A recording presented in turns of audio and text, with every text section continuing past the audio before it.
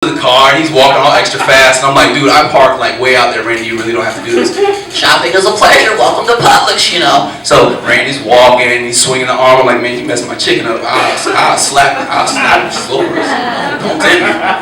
So we get there, and the whole time my mind is boggling, like, Randy, you got a job at Publix. Well, I can't get a job at Publix. You know, it's not because I'm black. I'm not saying this to Randy yet, but I'm just looking at him like, how do I approach the situation without, you know, somebody coming to get me because I done made fun of a retarded person in the middle of the parking lot. No offense to the people who are slow, but you'll get what I'm saying when I'm done with this joke. So he turns around, he puts the stuff in the bag. He says, okay, sir, you have a nice day. And I say, well, Randy, I said, excuse me for pondering your business, but how long have you been working at Publix? Randy said, well, about 5 years. I'm like, okay, cool. So how did you, they don't have a problem with, and I really don't know how to like hit the nail on the head. So finally I was like, okay, I can't do this. I was like, you know you hired you because you're a little slow? Man, this is honest truth. This is the most realest thing I ever heard in my life. Randy looks up at me. He goes, yeah? What are you trying to say? I'm like, well, dude, you're kind of slow. No, I'm retarded. And I'm like, okay. I'm like, well, why'd they hire you? Because I'm retarded. You have to work the system. I'm here 8 hours a day. I carry like 2 bags. You think I care about that? And Randy walks off. I'm like, no wonder Publix has like 9, 10 Randys working there. You gotta work the system.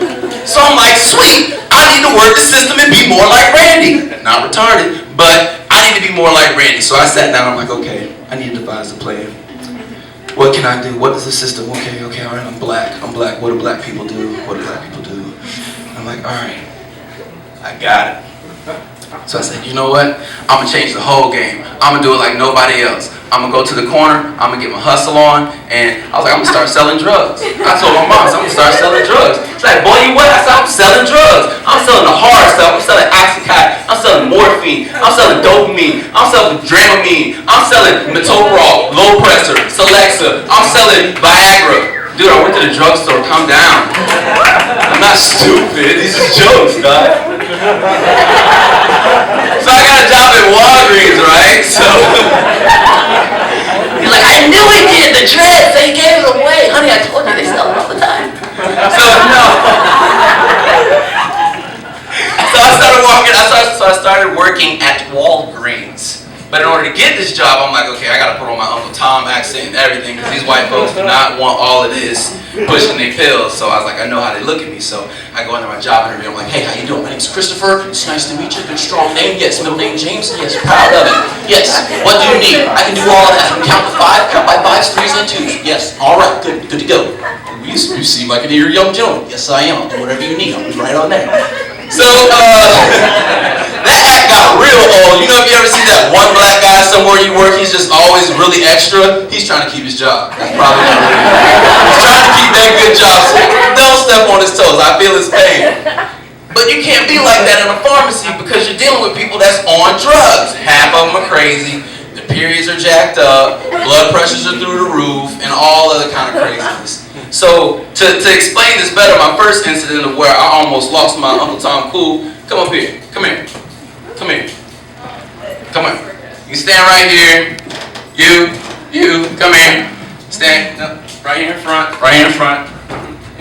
I know you're drunk. All right. You come stand here. Come here. You. Come stand here. You. Yes, you. Holes in the ear. You. All right. Right here, behind her. All right. Now say this is the checkout line. You guys are my point of view when I'm working the cash register here at Walgreens.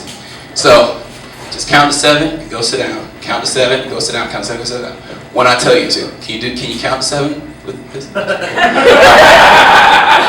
till I say go. So anyway, so I'm at the register and got a lot of people standing there and I'm working, but out of the corner of my eye I keep seeing some this action going on. And this guy's like, he's like pacing and doing all this stuff over here, and he's like doing. Okay, go. Sorry. So he's like doing this, and you didn't even count to 7. I said go.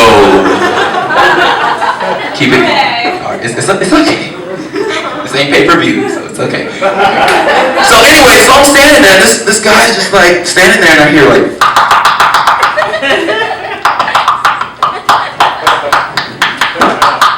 Hey man, hey, my mama's a diabetic. She needs some needles. You got some needles for my mama? And I'm sitting there like, what's wrong with you? No, we don't got needles. But I remember I have to keep my composure because I want to keep this good job, so I'm not going to let this man take me out of my element. So I'm sitting here watching him dance around in line for, it was probably about like 20 minutes longer than 7 seconds, so I'm like, oh God, call security, somebody.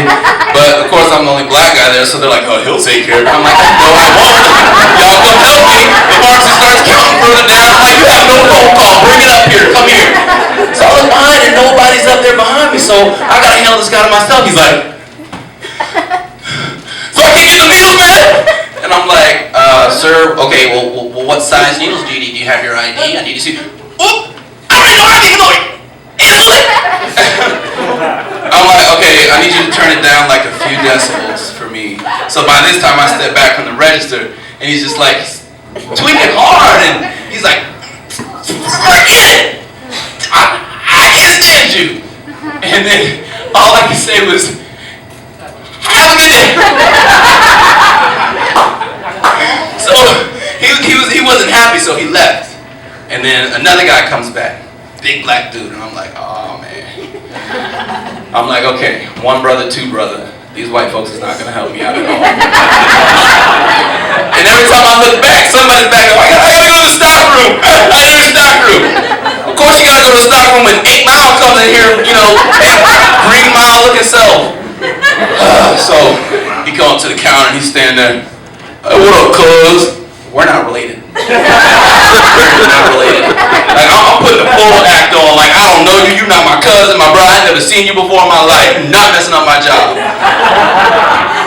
Hey, dog. I got Medicaid.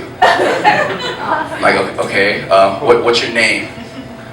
I don't know. It's in the computer, cuz. I got Medicaid, man. Help brother out. Like, nasal is like aisle 4, and inch is like right behind it. Oh, you funny! Oh, you funny, huh? Okay. Who you calling? Who? I'm serious. I'm like, oh man, if he bring a little itchy boo back and, you know, black guy and itchy boo, I can't do this right now. The entire time I'm standing there, just shirt and tie, just trying to hold my ground. He's like, man, my mom's sick. My mom's sick. I'm like, she gave it to you. But what can I do to help you, sir? You know, what can I do to really help you? Like, I'm belittling myself. Like, what can I do to help you?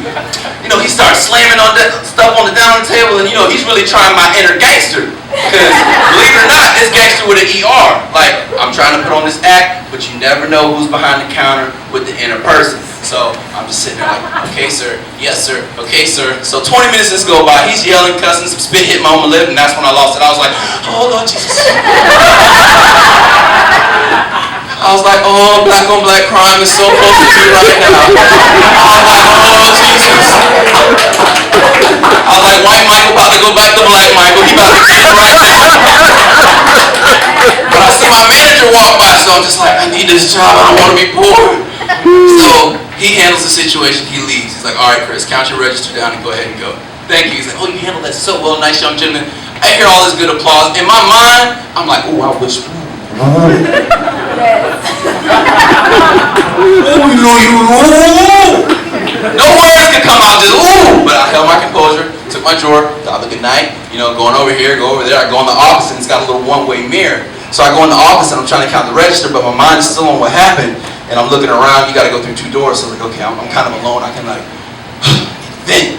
So I turn around, I'm counting the register, I'm putting the money on, and it's not working. And I'm already agitated. And I'm like, man, Itchy Boo don't know me. Itchy Boo don't know me. Ben Rames don't know me.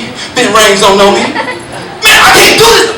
Ah! So I start selling out. I'm throwing stuff. I'm kicking stuff. I'm like, man, boom, this stuff. Hey, these white folks, man. Ah! And I turn around and the assistant manager standing in the window. So I panic. I'm like, they found me out. You know, I'm from the streets. So he sticks his head inside. You alright in there, Christopher? I'm like, yeah, Jack, I'm good. You don't look too good. What's going on there? Is it new dance? No, Jack, I'm good. All right. Shuts the door, leaves out. I'm just like, they call my mom. Get on the phone, call mom. I said, Mom. Yeah, baby, how's it going? She talked to me sweet when I got a job. Hey, baby, how's it going? Good, Mom, good. First thing out of her mouth. How's work? What you mean, Mom? If you lost this job, you ain't come back here. I'm telling you that, you ain't come back here.